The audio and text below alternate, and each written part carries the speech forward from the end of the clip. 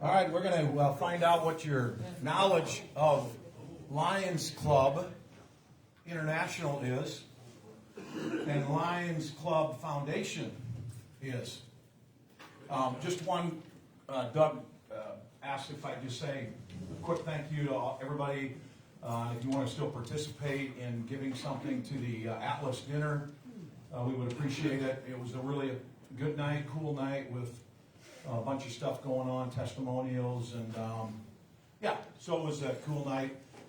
Numbers were, it's probably going to end up in the 50 to 60,000 range, and that goes to general budget, and we're doing a project in the basement for some transitional housing, and so it's a tremendous need, and yeah, it was cool, and we'll do it again next year, but whoever came out and gave us your night, we really appreciate that. So, all right, Lions Club. How many of you guys think that you know some things about this organization that you support, that you're a part of? I didn't know hardly any of these. I think I've got 15 things. What's the official motto? The official motto of the Lions Club. We serve. We serve. Who said that? You said that? Oh, I hate it when you're right, Dave. All right, so we'll keep going. The motto of 2025. What is the official motto of 2025? You're not going to get this. Anybody? Think global, act local. Okay? Think global, act local. What's the official Lions Club pledge? You don't know this. I'll read it. I pledge allegiance to my country and to the cause of peace throughout the world. I believe in the principles of Lionism as contained in the Lions Code of Ethics. I am proud to be a Lion dedicated to the service of others. Pretty good. When was it formed? When did it start? Long time ago. 1918. Give me a guess. 1918. Oh, you're close. 1917. And who was the guy that founded it? Melvin Jones. Yep. Melvin Jones. You know Melvin? Yeah, he's brother to Edward Jones. Oh, yeah, there you go. There you go. Doug, that was good. That's good. You are quick today, Doug. It's Monday. Where are the headquarters?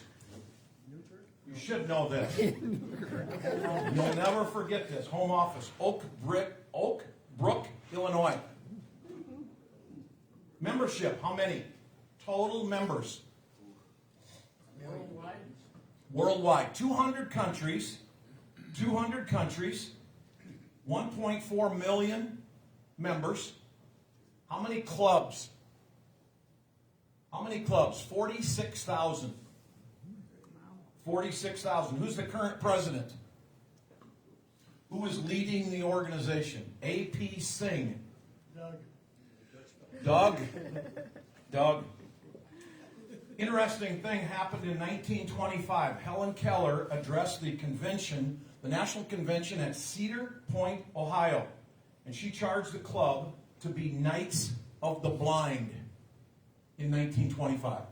Good. I thought that was pretty good. Very good. Pretty cool. The historical slogan is liberty, intelligence, our nation's safety. And what are the 5 pillars that they strive to help in the community? 5 pillars. You got to guess the first one. What is it? Blind. Vision. Okay.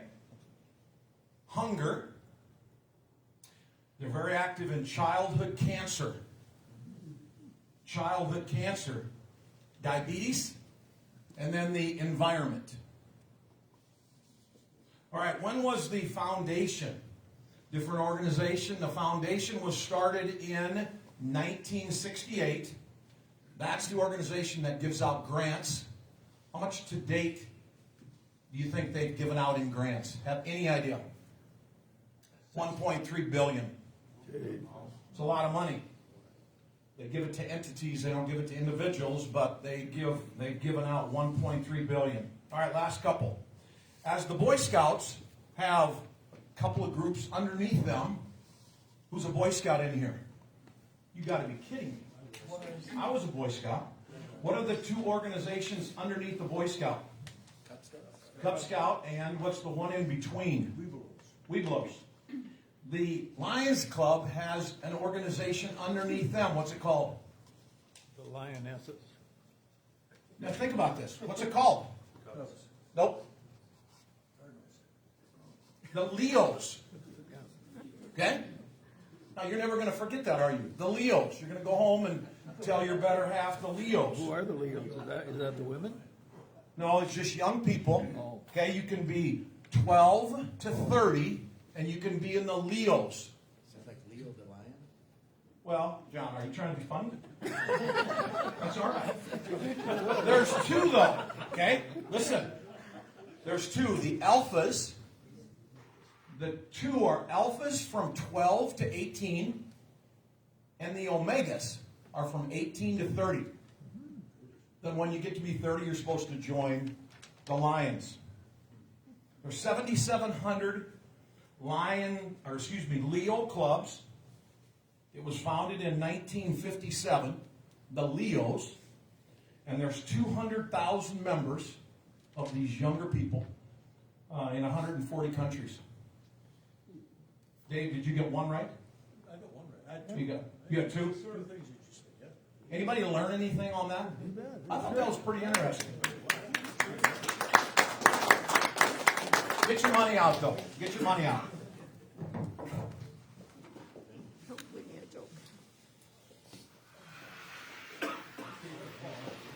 Do you have a joke or? No, I don't have a joke. Jack, Somebody you else got will one? take that joke now. Jack, you got a joke? Jack, you got a joke? You always got a joke.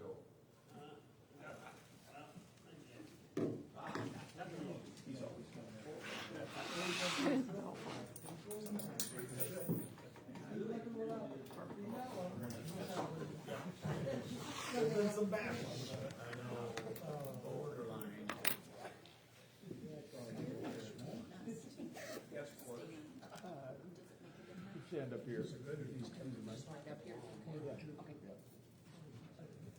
Can you run that machine from here?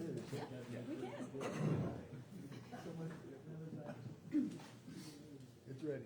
This lady was driving, is this working? Yeah. Hold it close. This lady was driving with her 3 young children one warm summer evening when a woman in a convertible ahead of us stood up and waved. She was stark naked. I was reeling from shock. I heard my 5-year-old shout from the back seat, "Mom, that lady isn't wearing a seatbelt."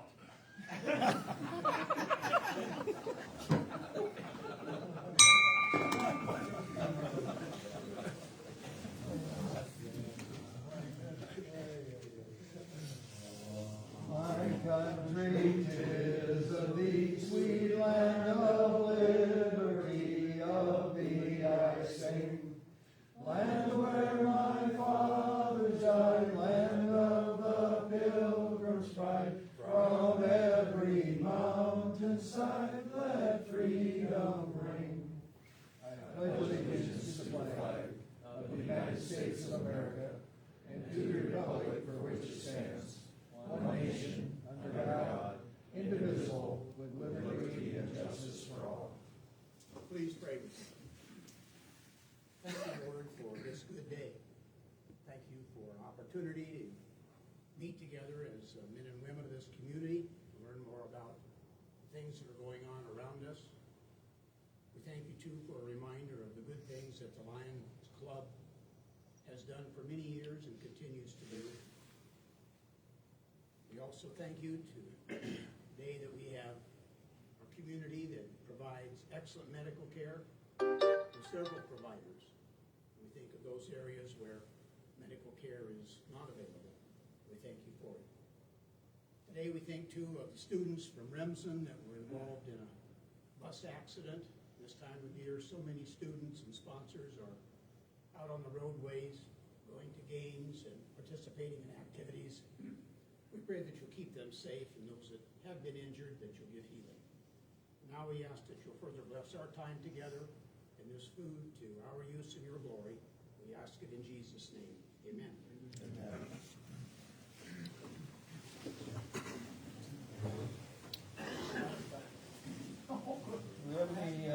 us here today?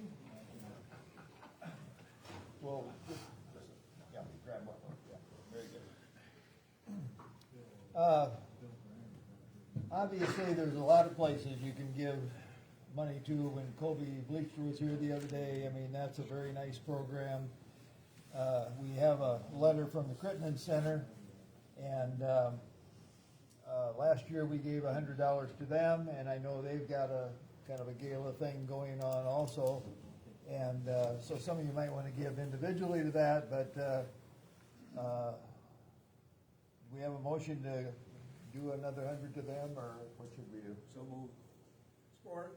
All right, moved and supported that there be $100 go to the Crittenden Center. All in favor, say aye.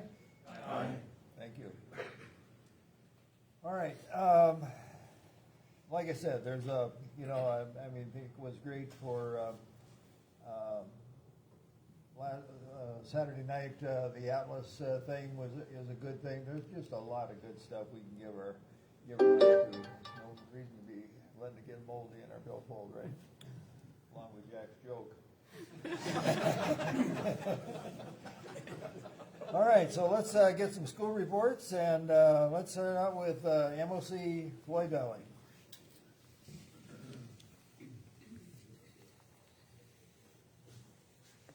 Thank you.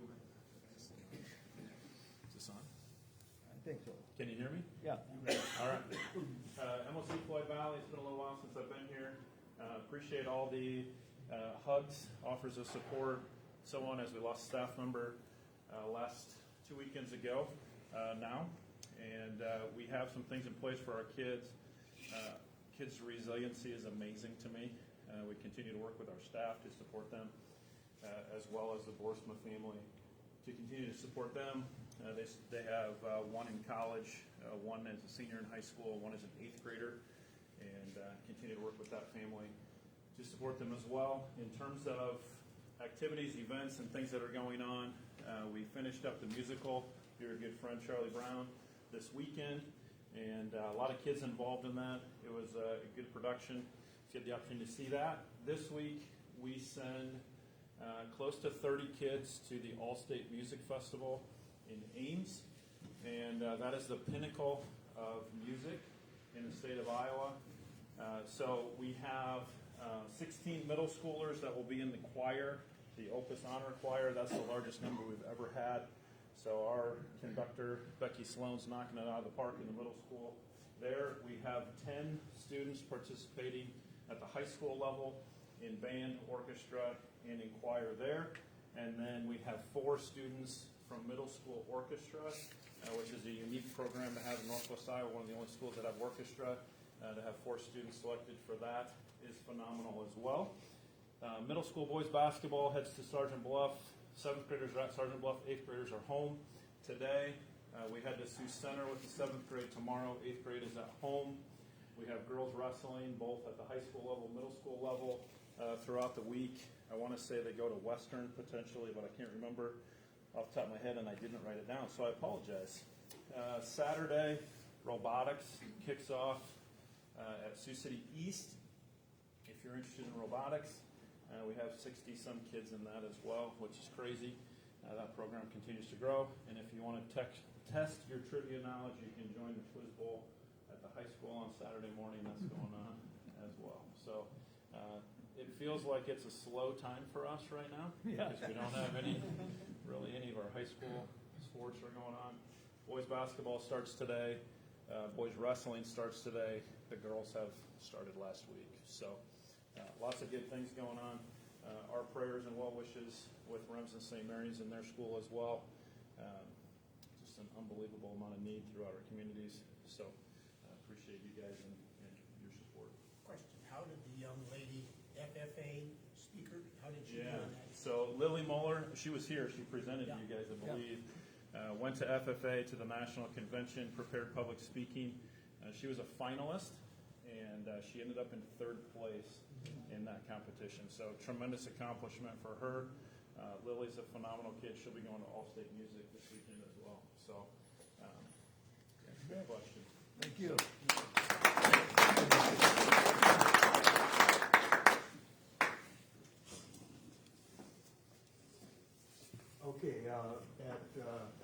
question. Before I get to the athletic part, I don't know if any of you are interested in theater, but I like it. Dot and I've been theater patrons for years. I don't always understand the plays, but the one they're having this weekend, Thursday, Friday, and Saturday, it's Shakespeare. That usually scares me when I hear that. But this is a comedy, and from people that I've talked to have said it's good. So if you like plays, this might be the one that you want to take in. Thursday, Friday, Saturday, of course, in the theater at the college.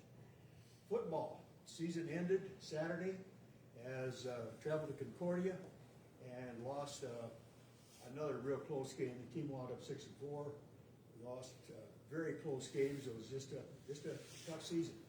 So yeah, 6-4 is still good, but yeah, not exactly what they were thinking of. Concordia beat us, and they did not make it in the playoffs. The two teams that did, you may have heard that Morningside and Dordt played for the championship. Morningside won that game in overtime, so they tied for the conference championship. Both are in the playoffs. Both have byes for the first week. Then as far as volleyball is concerned, they continued their undefeated ways as they entertained the number 2 team. I think they're ranked number 3 nationally, and Concordia, I think, was number 4. Anyway, we beat them 3 out of 4 sets and won the conference again for the 3rd straight year. Once again, undefeated, and we'll be playing in the tournament at Sioux City, which is December 3 through 9 or 10, right in there.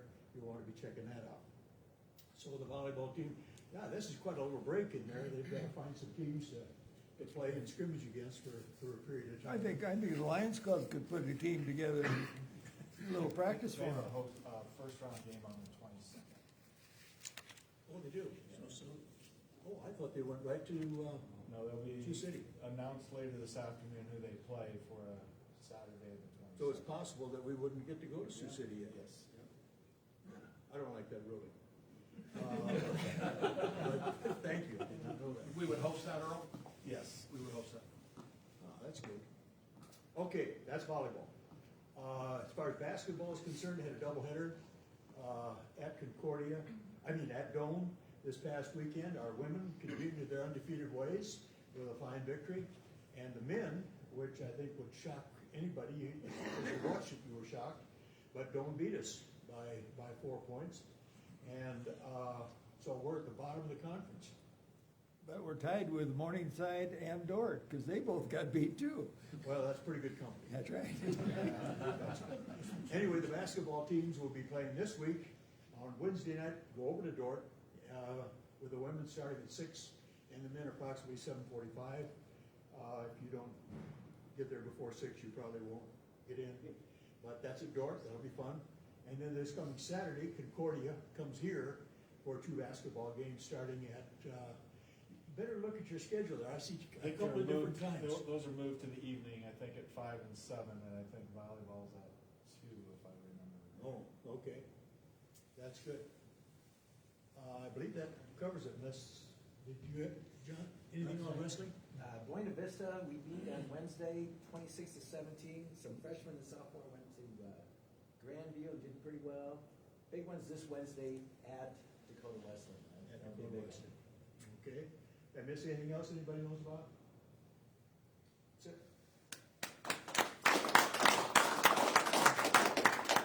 Who needs this? Bill here? I don't really have anything, but I Okay. can give you a good testimony that I heard this morning. I was at cardio rehab with a lady from Remsen. Oh. And she said she was a grandma, I think, involved, and she said that Remsen Union, or not, yeah, it was Remsen Union.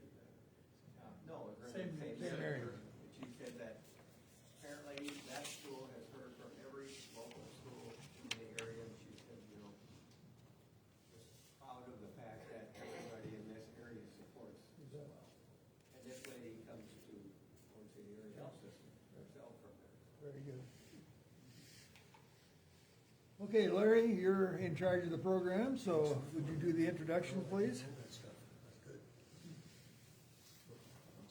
Well, today we have Terry Boss and my son Ryan from Community Health Partners here in Orange City. If you're like me, I did not know what Community health partners were. The health gives it away, they have something to do with that, but where it all fits in and that sort of thing, and you can see on their mission statement here, gives you a little bit of a hint, but we'll turn it over to them.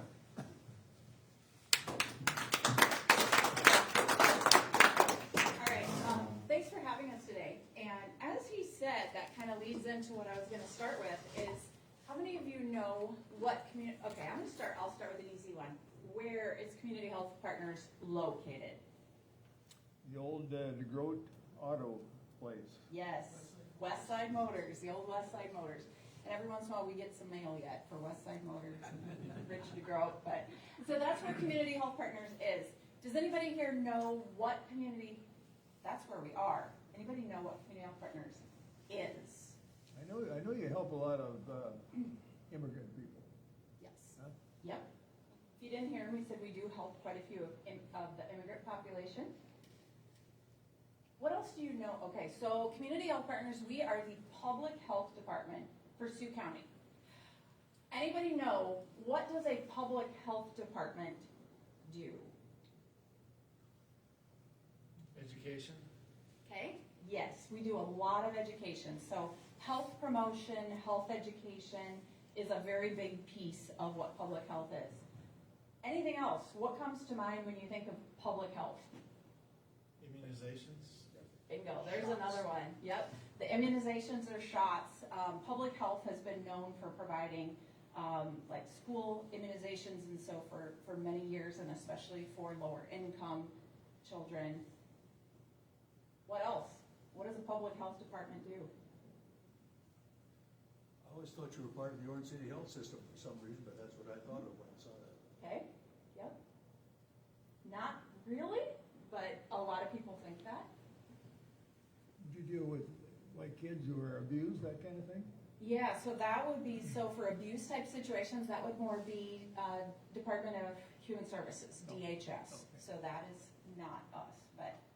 So I think we're gonna have a lot to share with you today about what public health is, because the things we listed, that won't keep us very busy. But we do stay pretty busy. So we'll share with you today about what we do at Community Health Partners. Okay, so public health, like the slide says here, is the science of protecting and promoting the health of all people in all communities. What we do together as a society to ensure the conditions in which everyone can be healthy. So what kind of differentiates public health from a hospital or a clinic situation is that we are focused more on the population health versus an individual who is seeing a doctor or a provider for some condition they're having, some symptoms. So it's more of an individual basis, and we're more population based. Next slide. And this is who we are. Our staff of 9 that we have up here. And CHP is unique in that we are a 501c3 nonprofit. Most public health agencies in the state of Iowa are either county-based or hospital-based, but we're unique because we're that nonprofit status. So we hold the public health contract for Sioux County. So we're contracted through the Board of Supervisors, and we work under the Board of Health and our Board of Directors. So we have kind of 3 layers of governance for our organization. And not to say that we don't get county funding, because we do. 40 to 45% of our annual budget does come from the County Board of Supervisors, and the remaining funding is primarily state grants that we apply for and continue on with to bring the services to Sioux County.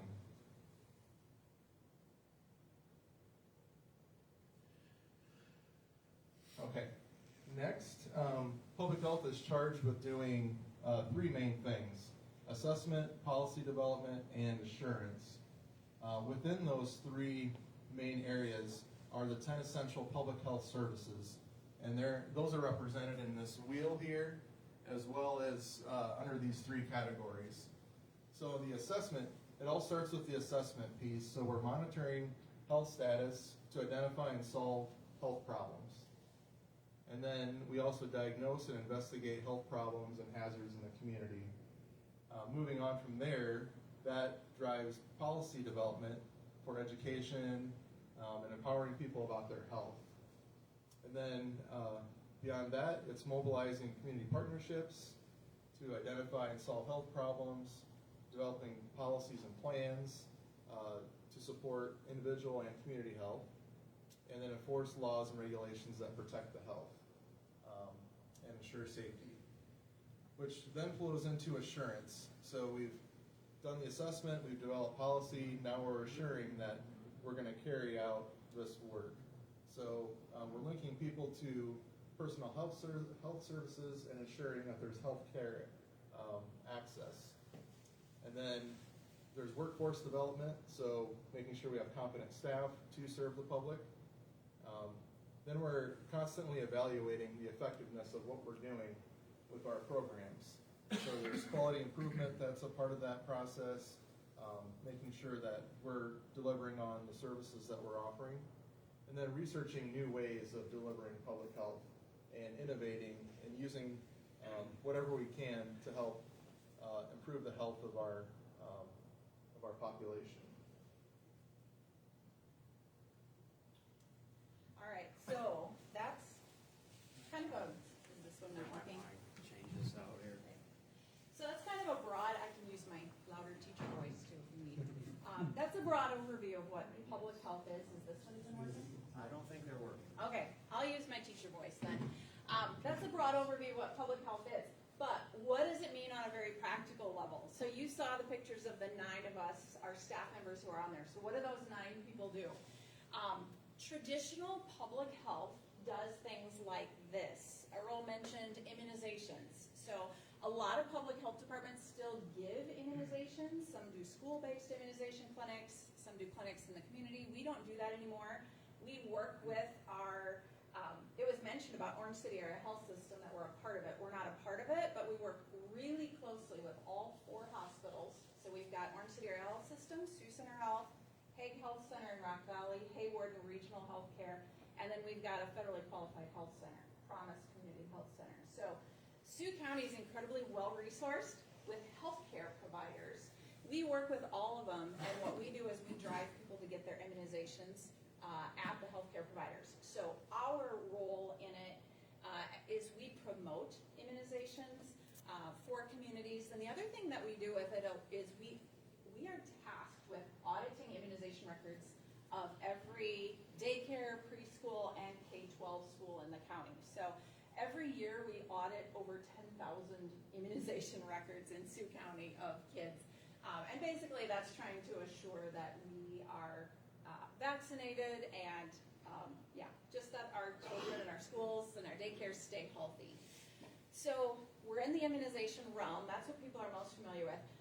You probably are also vaguely aware that public health is involved with disease surveillance. So what is one of the most common and disease investigation? What's the big one that public health was involved with?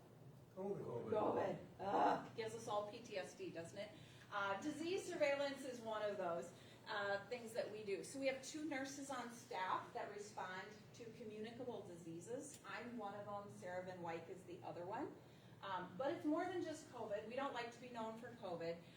But we follow up. There are certain diseases that public health is tasked with following up with individuals and with providers so that communicable diseases don't spread within a community. So things like E. coli and cryptosporidiosis and pertussis and Shigella, things like that.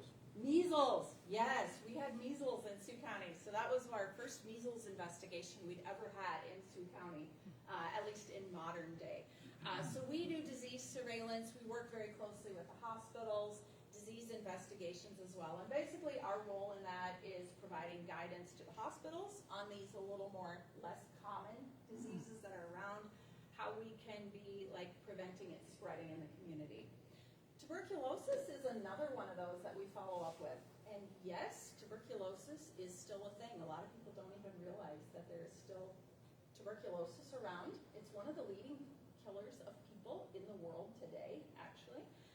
And we do have tuberculosis in Sioux County. And so that is one that public health gets tasked with following up with. Those are some of these very traditional public health things that we do, a little more focused in that what you'd call the nursing or health realm. The other things that we work in are environmental health. So things that are in our environment that can impact our health. So childhood lead poisoning is one of those. I follow up with all results of children who have elevated lead levels. Anybody know where childhood lead poisoning, what's the major source of lead for children? Paint. Yes, that old lead-based paint.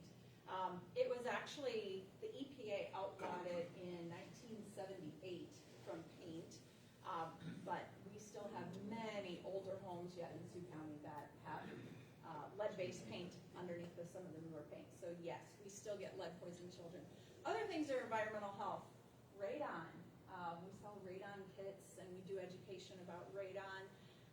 Other things as well with environmental health are like mold and bed bugs and all sorts of things that we get calls about, and we kind of have a role in of keeping our environment and our homes safe and healthy for people.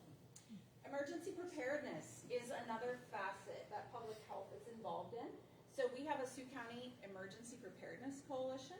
So we work pretty closely with the hospitals and with Promise Community Health Center, Sheriff's Department, Emergency Manager for Sioux County, to have plans in place for when we have mass emergencies, like with the flooding, or if there was to be tornadoes, or just anything that would involve large-scale events. So we are involved with emergency preparedness as well. And then another thing that was mentioned was the education. Health promotion is a huge thing that public health does. So again, when you think of public health, always be thinking of it not so much so the hospitals do the personal health and responding to illness, disease, even wellness visits. Public health looks at a population in general and says, how can we make our population, our whole county, more healthy? One of those ways is through education. So we have a tobacco and nicotine prevention and control grant that we do. We have a health educator who works in that role, and she goes into schools all over a 5-county area here. I think in this year, what did she say? She's already presented in front of how many students? Do you remember? Over 2,000. I think it's over 2,000 students in the Northwest Iowa area on things like nicotine, vaping, the health impacts and the health effects of that. So that's a huge piece of our prevention work that we do that's really geared towards youth. And then we have other health promotion programs that we do. Like we partner with the hospitals and Promise with a diabetes prevention class. It's a healthy living class called Choose Health Northwest Iowa. We offer it every spring, every fall, and we rotate it throughout the communities. Great class for just learning basically how to prevent chronic diseases and just live healthier. Another health promotion class that we have started in the last few years is it's called Keys to Dementia Prevention. And so we've kind of fluctuated that between a couple communities as well. But it's what are those risk factors, or what are things that we can practically do, the class focuses on those, to prevent the development of dementias, because there are choices that we make that will prevent dementias. So those are the sort of things that we do. There's a lot more beyond that. I won't hit on all of them, but health education, health promotion is a huge part of what public health does. However, okay, so that is kind of what we would call traditional public health, but public health is actually a lot more than that. So those 9 of us that you saw on that slide, we need to stay a little bit busier than just this. So what else do we do? Really, the reason public health is so much more than just those first things that I talked about is because the factors that surround our lived environment, like where we live, where we work, where we learn, where we play, they are actually more predictive of our overall health than the access we have to medical care. I better not say that in front of the hospitals, because they are pretty important. We need to have that medical care. They are key partners. But it's those things in our everyday lives, our lived experience, that are actually more predictive of our health than the care that we get at the hospital, which is quite astounding. Actually, research shows that about 80% of our health comes from the environment in which we live and our surroundings. surroundings and just our life experiences.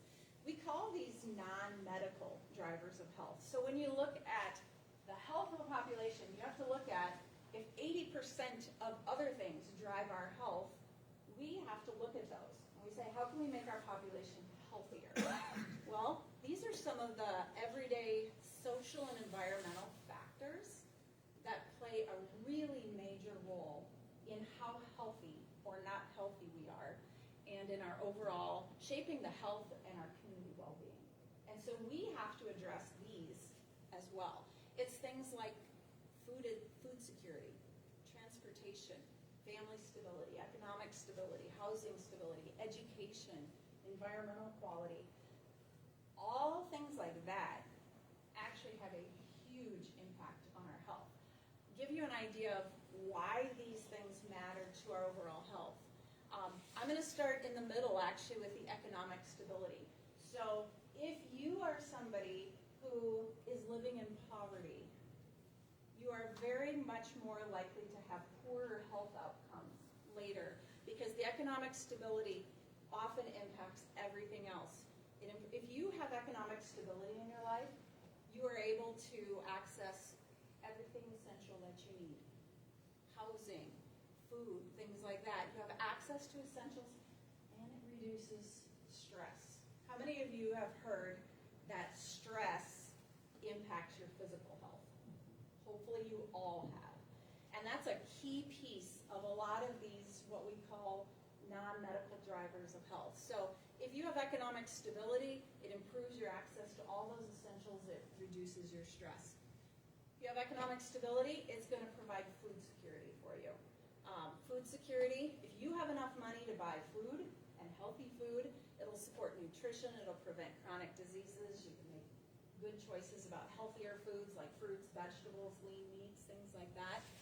If you have economic stability, you probably have access to a car and transportation. But if you don't have transportation, how do you get to a healthcare appointment? If you don't have access to transportation, how do you get to a job? If you don't have a job, you don't have economic security. How do you get to the grocery store to get the food you need? Transportation provides you with social interactions, which again impact mental health and our overall health. Family stability, oh my goodness, for those who are involved in education, they know very well how essential family stability is to child's emotional, social, and cognitive development. Those are all things that we focus on as well. Housing stability, if you have a house that you can count on, that you know you can pay for, that's always going to be there, it's going to reduce stress, injury, mental health issues. Education, again, we've got educators here.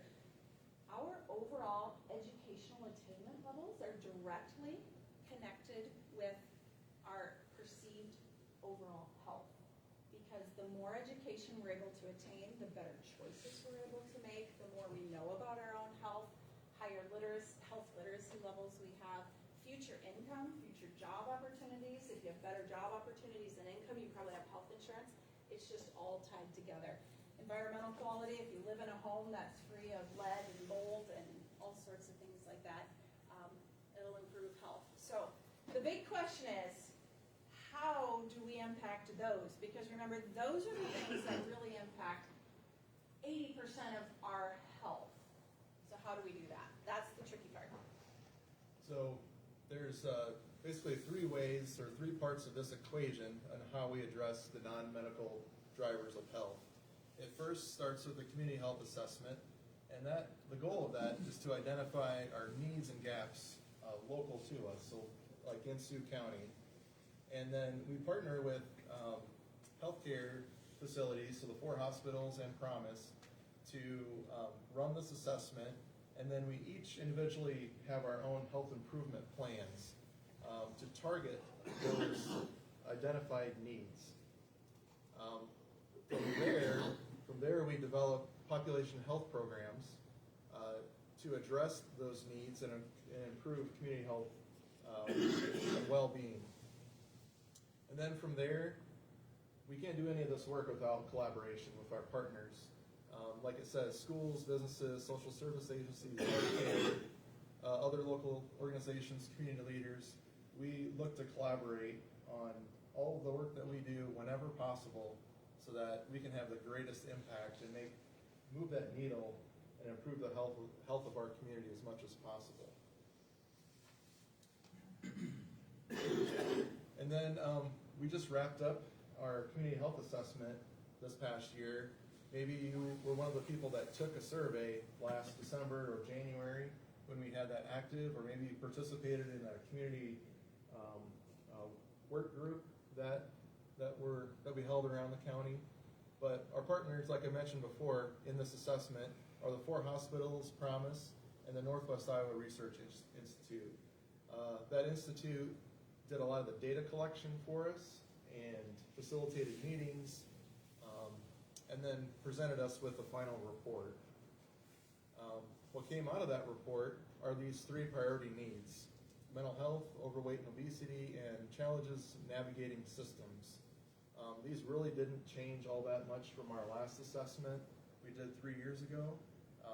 So we continue to see those as priorities for Sioux County, and we're continuing to move the needle on those and try to address those in new ways if we can, or sustain the work that we're currently doing with those.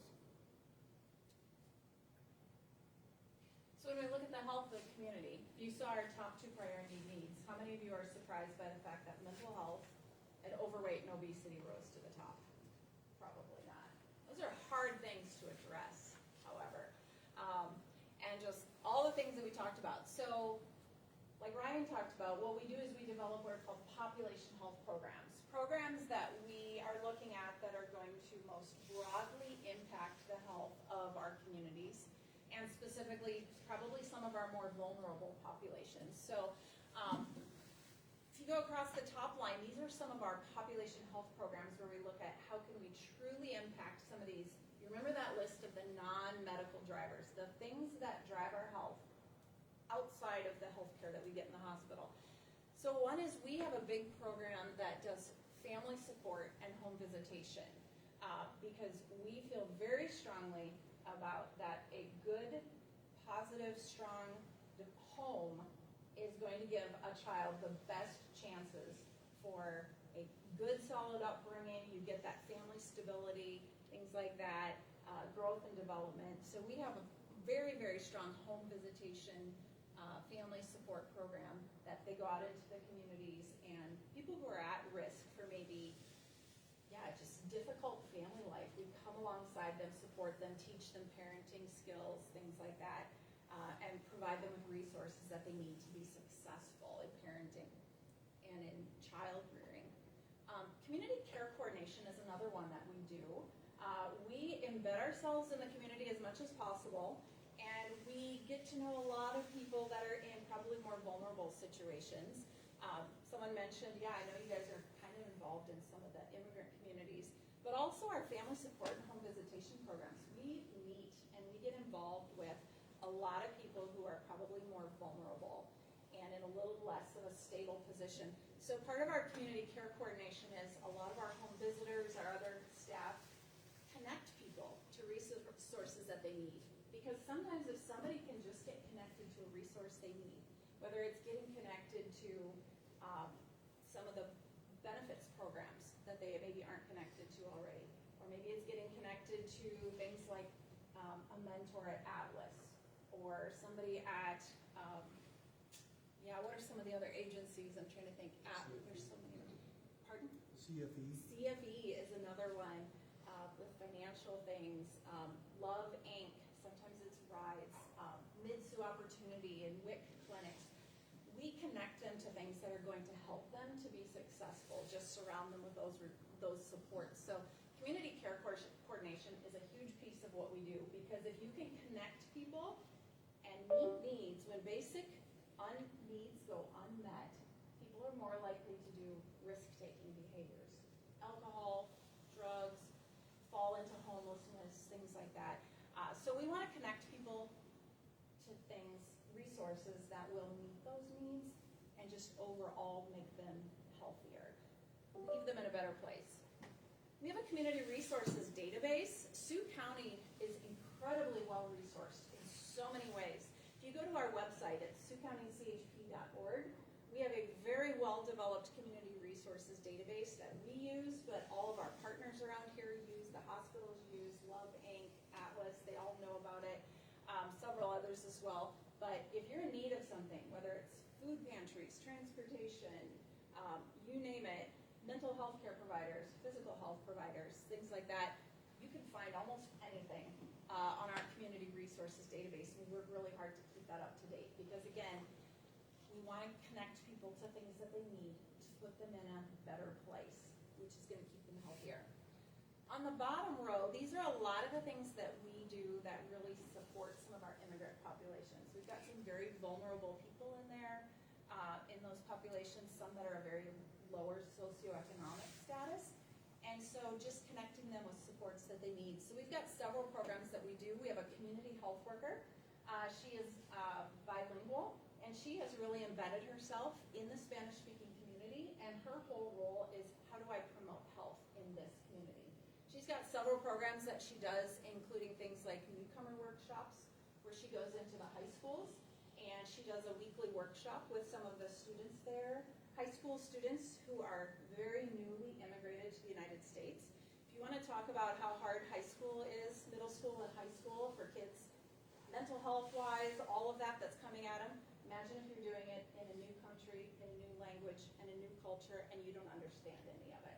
So her role there, she does a weekly workshop to help to support them to make that adaptation and to be successful. Right now she's doing some dental projects. We've got a real lack of dental providers for people who are on Medicaid or uninsured. So she's doing some dental health education programs right now to support that. In lieu of a lack of dental services, we look at the prevention, the health promotion. Again, that's how public health addresses things. And then we have another program called Escuelita Familiar, and this is it's a Escuelita Familiar. I forgot that's in Spanish, isn't it? It's like family preschool, like a little family preschool. And so what this does is this targets some of our Spanish-speaking families who have children like in that 3 and 4 year range. And these are programs that are meant that we do to help support our Spanish-speaking families who they maybe themselves did not have much education or literacy in their home country. And so then they are now in this role of, well, my kids go to preschool and kindergarten and first grade, and they're learning English, and how do I support my child in their education and their learning when I didn't have that myself? So it's coming alongside them to support them. They learn a little more about the educational system in the U.S. that way and how they can support and be involved in that part of their children's lives. So those are just some of the population health programs that we do in addition to all those other things. So hopefully you can see why we need like 9 people on staff. Is this our last slide? There's just one more, but it's just... Can't get it. It's the end. Yeah. So now, that is basically what we have. That's public health in a nutshell. What questions do you have for us? Yeah. I have two. First of all, what is the percentage of kids in Sioux County that are up to date on their shots? If you have that information. And secondly, I think the state of Iowa is probably number 2 or number 3 in cancer rates in the nation. Do you have, what is the highest cancer that we have in northwest Iowa, and what do you attribute that to? Yeah, great questions. Okay, so I'll start with the first one, immunization rates. So I would say so when we audit immunization records, we come back and we say, well, usually we have about 97% of records in Sioux County, 97 to 98% are in compliance with state standards, which means they have a valid certificate of immunization of some sort on file, which sounds good, and that is pretty decent, but that includes immunization exemption forms as well. So when we look at students who are completely up to date on immunizations, we're looking at probably more like lower 90% of 91 to 93, 94% roughly of students are to date. That's a number, unfortunately, that's falling. It's a nationwide trend, it's a statewide trend. We see it in Sioux County, it's happening the same as everywhere else. There's more vaccine hesitancy around, and so we are seeing immunization rates start to creep down, especially in our lower grades. Cancer. How many of you are aware of or attended or tuned in or paid any attention to the Cancer in Iowa event that was held in Sioux Center about September? Yeah. So as you mentioned, the cancer rate in Iowa is one of very few states that has a rising cancer rate, and Iowa is second highest in incidences of new cancers. Not a good place to be if you are Iowa. So the top cancers for the state of Iowa, and you can help me if I miss any of these, there are 4 primary types of cancer that are driving Iowa's cancer rates, because throughout the United States, almost every state has a decreasing rate of cancer, except Iowa and one other one, I believe it is. Iowa's is increasing, unfortunately. That increase is driven by 4 types of cancer: prostate cancer, breast cancer, lung cancer, melanoma, skin cancer, well actually it's 5, isn't it? And colorectal cancer. Those are the 5 types of cancers that are driving Iowa's increasing rates. In Northwest Iowa specifically, one of the things that we've learned is prostate cancer is highest in Northwest Iowa. Melanoma skin cancer is highest in the northern part of Iowa. So they see some trends of where certain ones are higher than others, but those are the 5 that are driving it. What's responsible for it? We've got a lot of entities right now that are putting money into this. The Iowa Cancer Consortium, the University of Iowa Holden Cancer Center. There's a lot of entities that are working together right now to try to put money into research. Like, what in the world is going on here? Right now, what they say is, you know what? Cancer is really complicated.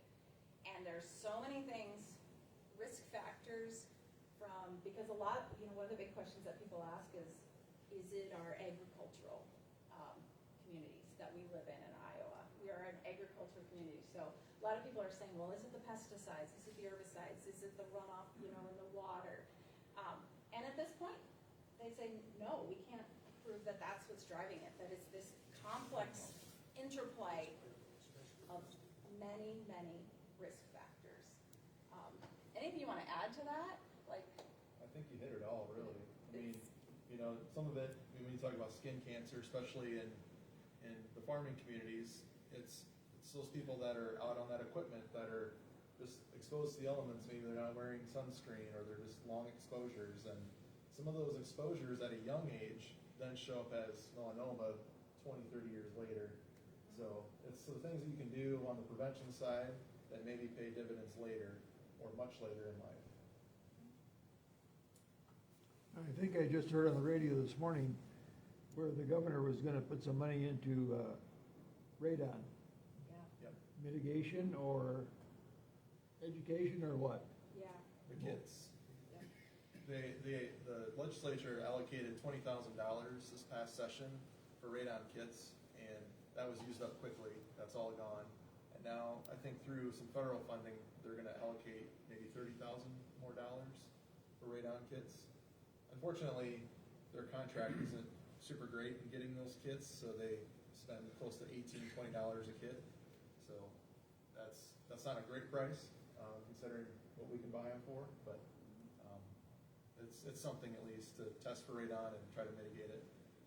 With lung cancer being one of the 5 that's driving our higher rates in Iowa, we look at, of course, smoking rates. That's the first leading cause of cancer. Radon is the second leading cause of lung cancer as well. So that's one of the things that with environmental health that we do is we sell radon kits. We have radon kits available at all of the city offices throughout Sioux County, except Orange City, since they're available in our office. But you go to any of the other communities, we've got radon kits available there for purchase, and we do education on why it's important to test for radon in your homes, because Iowa the ground, it's the soil beneath our feet, it's the makeup of the rock under the state of Iowa that is what gives us high radon levels. And unfortunately, I've seen some, like different charts and so forth. Sioux County, of course, is one of those where the radon levels are about the highest in the state of Iowa. So it's something for us to be aware of testing our homes for radon. There's things we can do, radon mitigation systems to help, again, just get rid of some of those risk factors. So, test your home for radon. If you need a radon kit, come to our office. You can purchase one there. It's pretty cheap and actually pretty easy to do. So, other questions? Yeah. Terry, during the government shutdown, they talked a lot about the SNAP program, the food assistance program. One thing I was just really amazed was that it said that 1 in every 8 individuals is affected by the SNAP program. How do you work with that program, or do you direct people to different organizations to collect that, or do you work with that? Yeah, so that's a really good question. So we do not administer the SNAP benefits. That would be administered through Mid-Sioux Opportunity out of Remsen. And they do all of those SNAP and WIC benefits at their WIC clinic here in the county. Now, our involvement is that we work very closely with Mid-Sioux. And again, it kind of goes back to our home visitation programs. Our care coordination is when we have people who economically qualify for those, we're going to make sure that we're getting them connected and applying for those benefits that they might need in order to have proper nutrition. So while we don't administer them, we make sure we're getting people connected to them so that they have that food security. Okay, well, this has been very informative, so thank you very much.